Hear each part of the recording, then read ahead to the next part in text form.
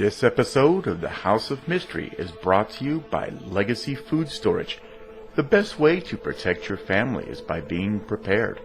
LegacyFoodStorage.com.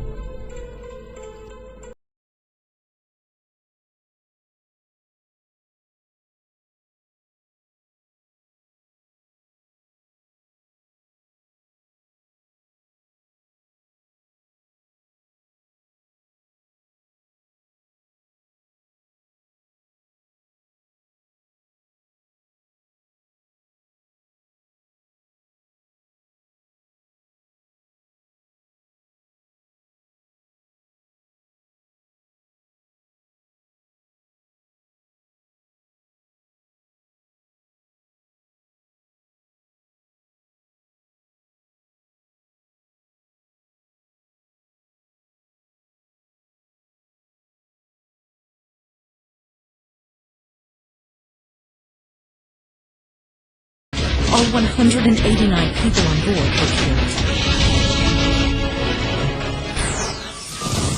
You've now entered the House of Mystery. Crime, conspiracy, history, and science. With your hosts, Al Warren, Mike Brown, Julie Sav, Michael Butterfield. Dr. Joseph Usinski, and Michael Hawley. Heard on KCAA 106.5 FM Los Angeles, 102.3 FM Riverside, and 105.0 AM Palm Springs. Welcome to Crime and Forensics. I am your show host, Stephen David Lampley. Her name is synonymous with Hollywood stardom. You have seen her in the James Bond film Diamonds Are Forever alongside Sean Connery, and her many films and television shows have made her a household name. However, her biggest role may just be the pursuit of finding out the truth about what happened that night of Saturday, November 28th, 1981. The night her sister, Natalie Wood, came up missing and was later found deceased. I want to welcome Lana Wood to Crime and Forensics. Lana, it's truly an honor to have you with us, and thank you for taking time out of your day to talk with us. Oh, thank you. I'm delighted to be able to talk to you. I would like to, if it's okay with you, let's just go ahead and get into this. Absolutely. Now let's just do a little background so our listeners know a little bit about, the events that led up to that night. What was the relationship? What was the relationship like between Natalie and Robert at that time? Natalie was working. It was a time of change. Oh dear, sorry about that dog. It was a time of change for her because she was concerned about getting roles and working and finding the right roles to do. She was prepared to go back into acting, more or less full time, certainly with a complete heart, because she felt that she had already established her kids and everything was sort of going correctly so that she could continue with her career again. And as far as how RJ felt about that, I don't know. You can probably answer me just as well as I could answer you, the male ego. It's tough when you've got one person that's more successful than another, and especially if it's male, female. That always enters into it. It's just something that is, I think, just a part of how things have been ingrained as to women's roles. So I don't think he was terrifically happy. So it wasn't that their relationship was bad at that time, but it was undergoing a change. No, they were married before, right? And that they were married and then divorced, and then they got back together, right? Did it again? Yep. Yes, indeed. Now, Natalie's demeanor prior to that night, was she happy? Did she seem to be stressed? How was she acting? No, not at all. Was she happy? Well, she was working, so she was in the middle of doing a film with Christopher Walken. And so she was happy about that. They had just taken the holiday off, so the film was not completed, but they had stopped filming for the holidays. So she was fine. She was feeling good and very positive about what the future would bring. Mm-hmm. So yeah, she was in good spirits. Now, she was afraid of the water. Was going out on the boat something that was common for her? Well, it was RJ's love. He loved going out on the boat. So she tried to make it as homey as possible. Mm-hmm. And Natalie was one and come to terms with what really troubled her. So, she would go. I'm sure she enjoyed it to an extent and liked making it, a little home for her. But it was really RJ's love. But Natalie was more than afraid of water. I mean, she was terrified. Really? Terrified. Yeah. And to quote her on several shows, and obviously, we had talked about it, and my mom and Natalie, she thought she was terrified of dark water because my mom, when she was growing up, she was raised in China. She was born in Russia, she was raised in China. And she had her fortune told. And this woman actually told her that she would have a child who would be world famous and beloved by all, but that she saw a death by drowning in deep, dark water. Wow. So my mom was kind enough to share that information with us. So it was something that always stayed with Natalie. It didn't with me because I don't know, I just, I didn't really believe things like that. Yeah. So, but it troubled Natalie always, and she was absolutely terrible. She didn't know how to swim. She wouldn't swim in her own pool. She wouldn't go in it. Wow. Yeah, she just didn't like water. No, she didn't know how to swim at all. Now, that night that they were on, I believe the boat's name was the Splendor, if I remember correctly. Yeah. The night that they were on the boat, now who was she with that night on the boat? On the boat, she had invited her co-star Christopher Walken, and the man who sort of ran the boat and kept things shipshape. They gave him the title of captain, Dennis Davern, and RJ. That was it. Now, I read the statement, or I read several statements by Christopher Walken, who said that, and the boat's captain as well, the skipper, whatever his title. You said yeah. And both of them said that there was a fight or an argument between Robert and Natalie. Do you what do you know about that? There were two. There were two. The night before, Natalie got so upset she wanted to leave the boat. She wanted to come home.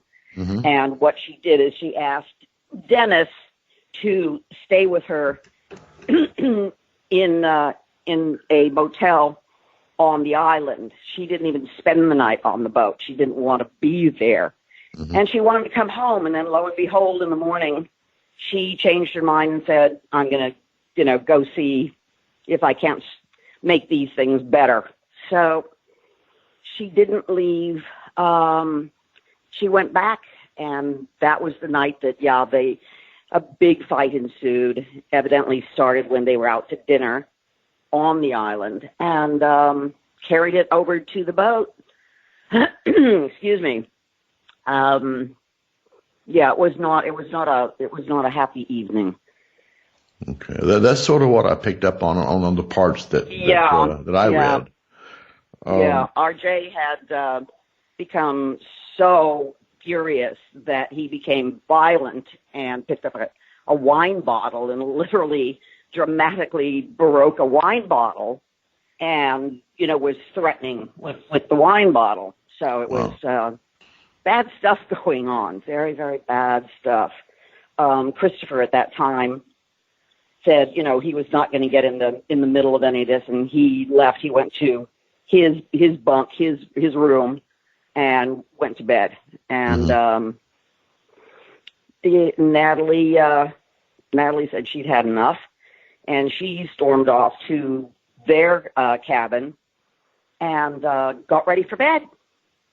Took a sleeping pill, got ready for bed, was in her nightgown, and RJ stormed in after drinking more, stormed in and continued the fight. And what's odd is people say, oh, well, he couldn't, he didn't. It's odd because I don't know if you've ever seen the layout of the Splendor, but the bedroom doors open directly onto the rear deck. Mm-hmm. It's not a step up. It's not a climb around. It's not. They open directly to the back of the boat.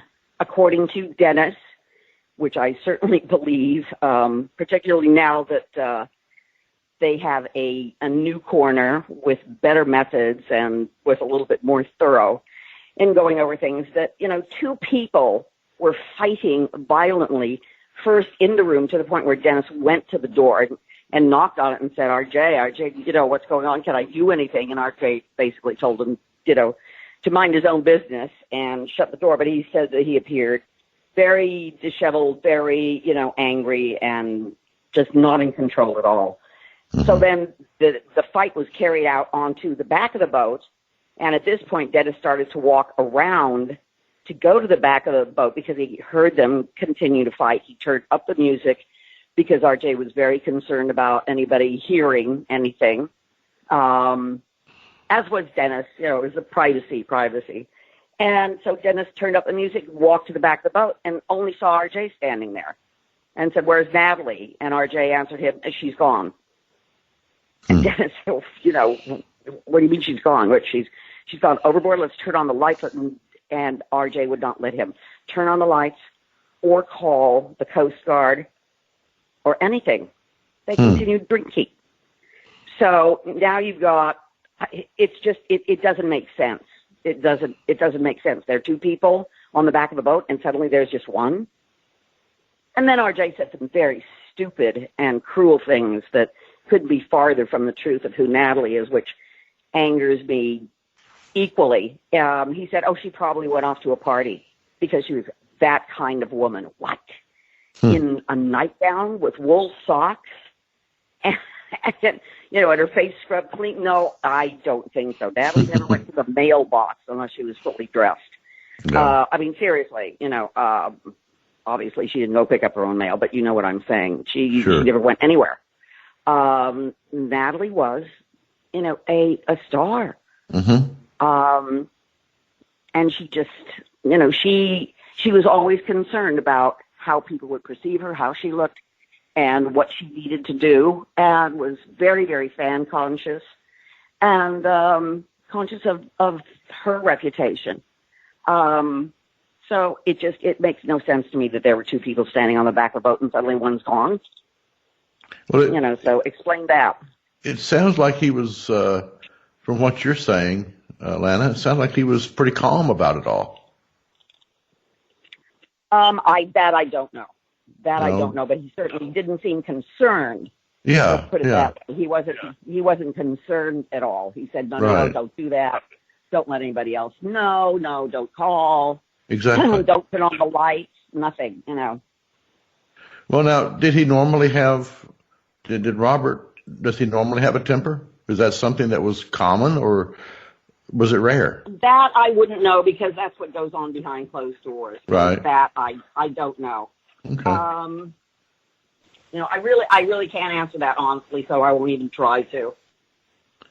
Well, now, and you said a while ago that, now, it's my understanding that the ship's captain, at one point, initially at least, lied about the story, but then later changed his story? Yes, he did lie. He did what RJ told him to do. RJ told him what to say, told Christopher what to say, said we've got to all be on the same page. This is it. This will, make it easier for everybody. And he literally told Dennis what to say And Dennis went along with it. And Christopher just clammed up. Christopher didn't speak for a very long time. And they had a very brief meeting after Natalie's body was found. Another thing that always really bothered me is why didn't RJ go to be next to his wife when her body was found? Why didn't he go? Why didn't why didn't he identify her? No, he sent Dennis. He left in a helicopter. They left. He and Christopher left to go back home and just left her there. Horrible. You think it's interesting? It makes me crazy. I just think it's bizarre. I'm not comparing Natalie to a pet, but I had a cat that was hit by a car and his body was in the street. They couldn't get me away from him. And he was my cat. It just doesn't make any sense to me. People just don't do that. You go to be by your wife's side.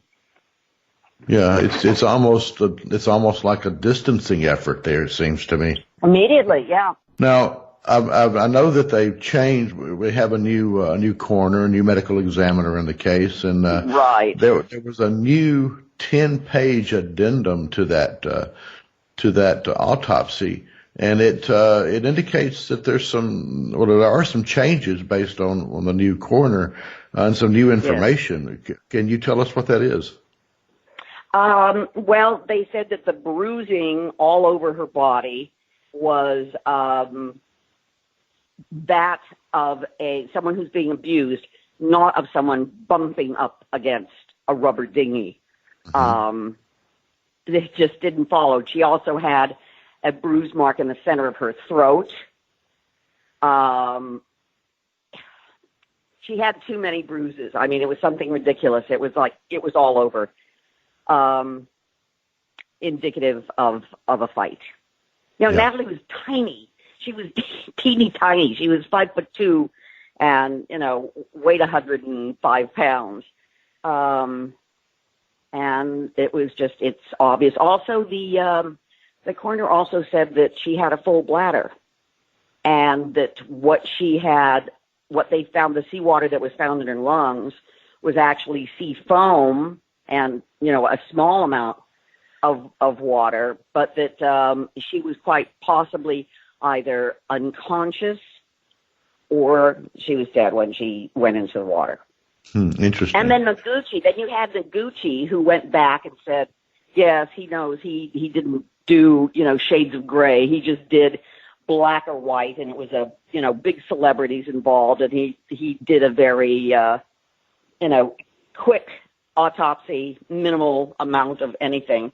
And said, yeah, he did that. He didn't do a thorough. He didn't take, look at her nail clippings. They didn't do a rape kit. There are lots of things that just weren't done. Wow. Yeah. Well, now, did she have, according to part of what I read, of course you can read anything, she had an abrasion. She had an abrasion on her left cheek. Is that correct? Is that based on what you know? Yeah, she also had one on her forehead, and she was bruised. Her arms were bruised, her legs were bruised, and as I say, right, in the center of her throat was also bruised, and just a round bruise that were all fresh bruises. I've noticed that Robert Wagner has now been named as a person of interest in the case. Yes. back in February. And that sort of changes things, doesn't it?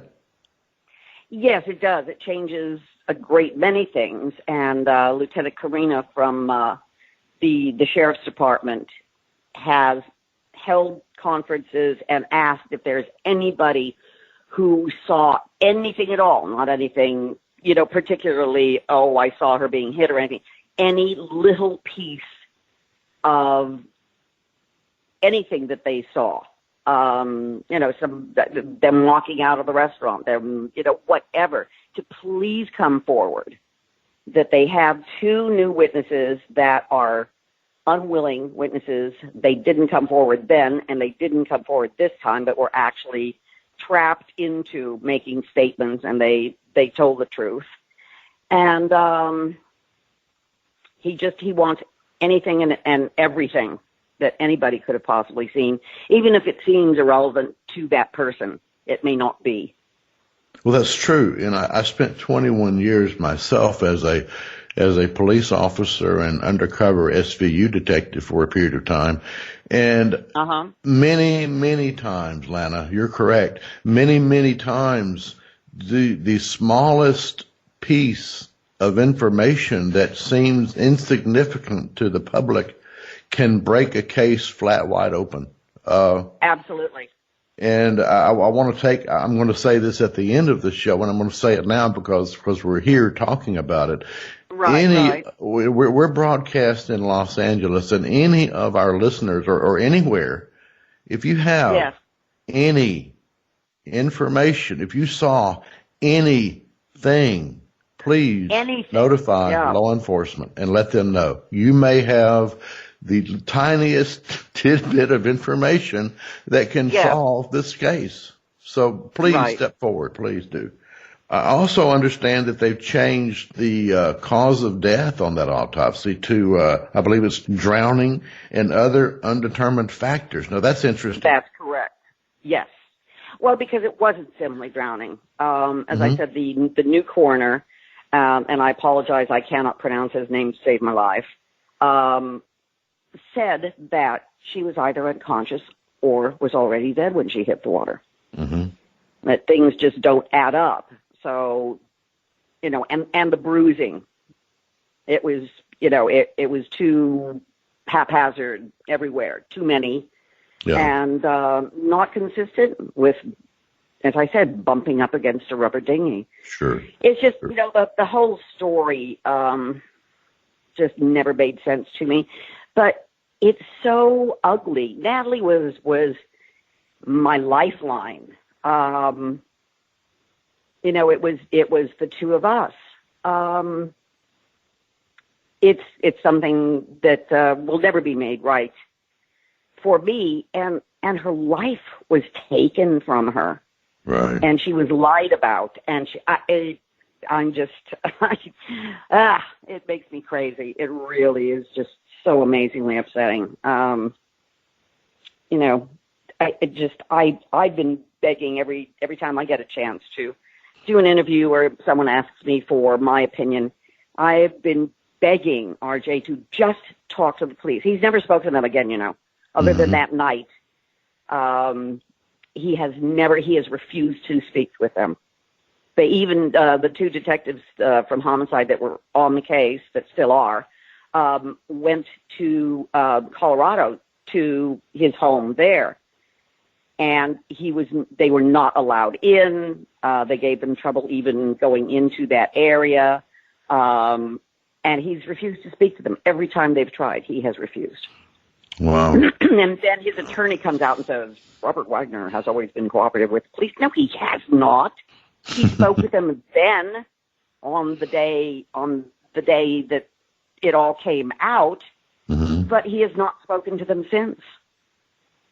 So, in my feeling, if you truly have nothing to hide, why wouldn't you want to speak to them? Why wouldn't you want to do everything you possibly could, even if it's simply clearing your own name? Yeah, well, that's true. Where is the love? Where was the caring? Where was the concern? Where it wasn't there, which really upsetting. So, a lot of things. There's so much going on in this case. It's scary. And something else that I found interesting that's different from the first autopsy report was the statement that how Natalie ended up in the water was, quote, not clearly established, unquote. Right. When that really stood out to me. That statement really stood out. Right. So, now where before there was an accidental drowning, now they have realized that there's something else to this. the fact that she may not have just slipped into the water or slipped into the dinghy, that there may be extenuating circumstances. And to me, that statement was very significant in that report. Yes, it is. It is significant.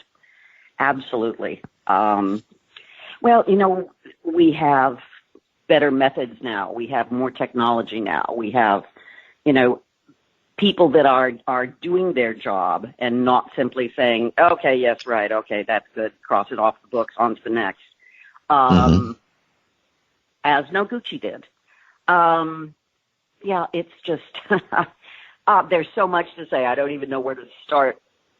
But, no, that is significant. And also, the police, the detectives, have been looking into this for years now. The case wasn't just reopened. It's been open for a while now. And they are thorough, and they are, it's actually calling them idiots if they're not doing their job. They are doing their job. They're wonderful. Well, having been a police officer myself, sometimes it takes a long time. You can only act on the information that you have, and with each new piece of information you get, you literally go back and look at the whole case over again. And so it does take time sometimes, unfortunately, and unfortunately it takes time longer in some than others. So we will keep the faith that this case will be solved very soon, especially with the new witnesses and hopefully some new statements and some new evidence. Right. Lana, what can you tell us? What are you allowed to tell us? Where is this case currently? What are we looking at? They're still looking for more information. They still have not revealed who the two new witnesses are. And what the new information is. But the information that they have, according to the detectives who used to come to my house to keep me apprised of what was happening and what was being uncovered, they said they know that they have enough right now to arrest Robert Wagner. And that it was the district attorney who said, no, needs more. So it's actually the district attorney who didn't take this farther. Okay. So the police feel like they have a solid case then? Yes, they do. Absolutely. All right. What are your thoughts about Robert Wagner? I just wish he would be a man. I wish he would come out and tell the truth. I'm not in judgment of him. I was not there. I don't know what happened, but I know that, these things are possible for anybody. It's just crossing that fine line where I don't feel it was premeditated.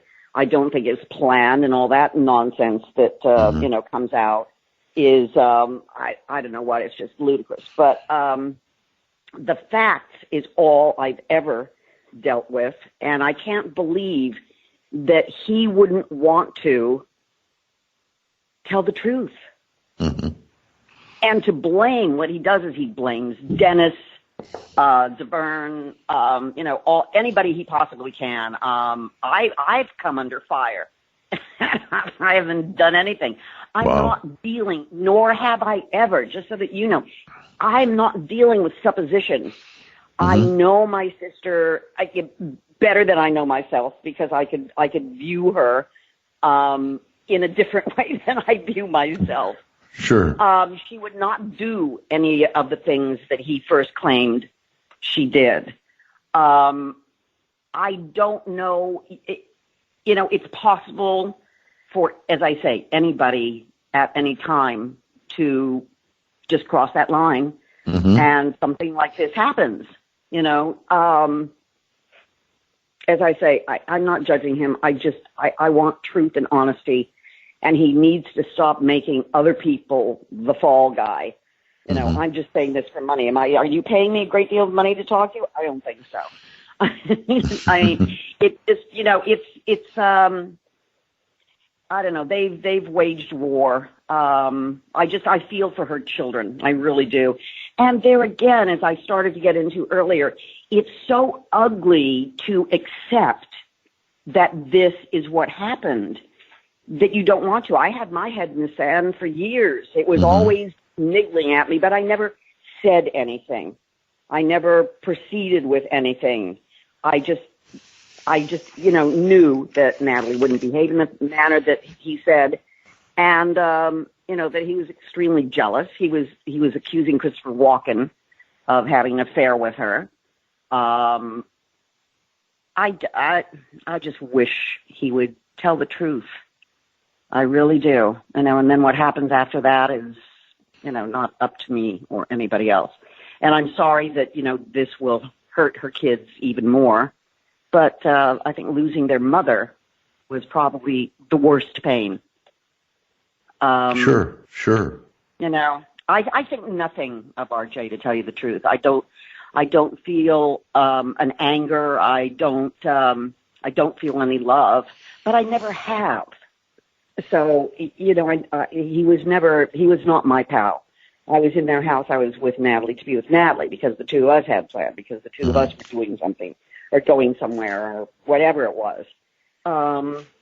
So you know, when she announced to the family at an impromptu called dinner that she was remarrying RJ, the minute I could, I grabbed her and said, "What on earth are you doing? Why are you doing this?"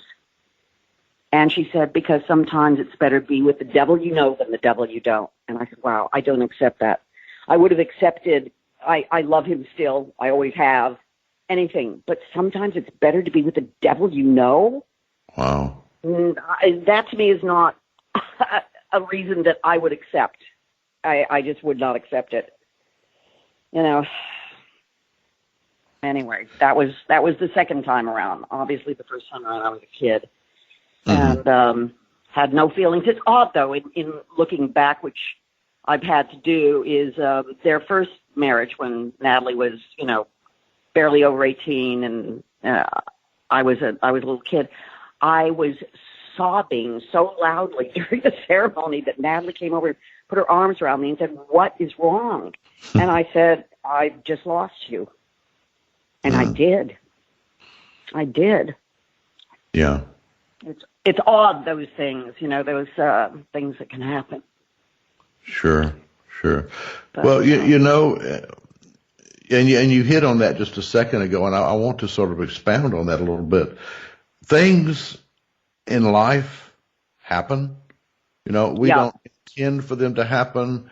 They happen at the spur of the moment, and we, after it happens, we regret what we've done.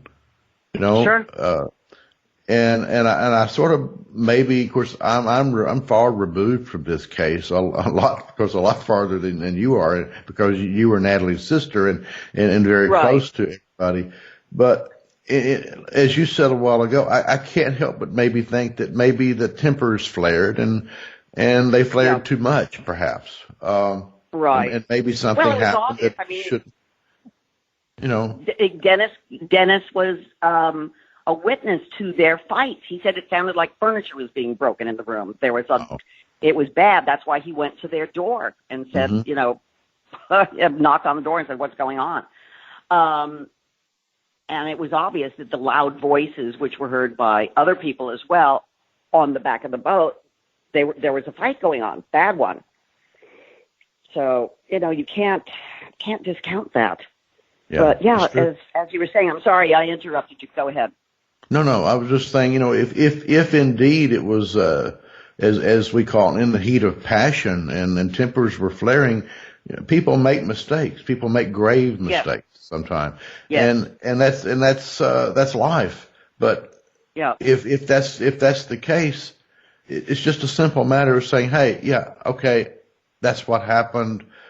My temper got out of hand. You know, just own up to it. Accident. Yeah. Exactly. So, but anyway, now our time is almost out, and let me tell you something. This show is open to you anytime you want to come back on. Oh, well, bless your heart. Thank you. Let me know. What? I'll keep you posted. Yes. If anything changes or I get any new information, absolutely, I will contact you without question. You contact me, and we will get you back on. Post haste. We'll get you back on quickly. Lovely. And you're welcome here anytime, because I would like to see this case, the truth and the facts come out, and let's put this to rest for you and her daughters and the family. Everybody. Yep. Thank you so much.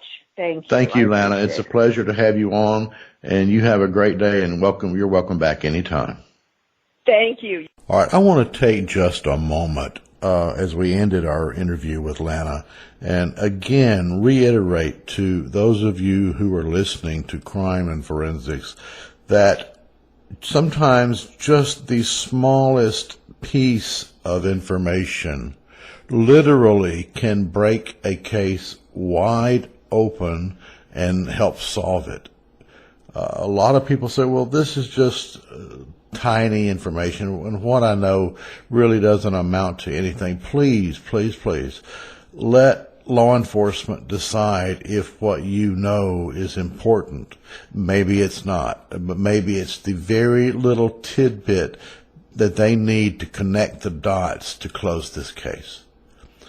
So I plead with you, if there's anything that you know, anything that you saw, or anything related to this case that you have that you've not notified law enforcement, please do so. Please go right now and notify them and tell them what you saw or what you know or what you heard. It may be the very piece of information they need to break this case. Thank you. To find out more about our show, guests, or to listen to past shows from our archive, please go to www.houseofmysteryradio.com.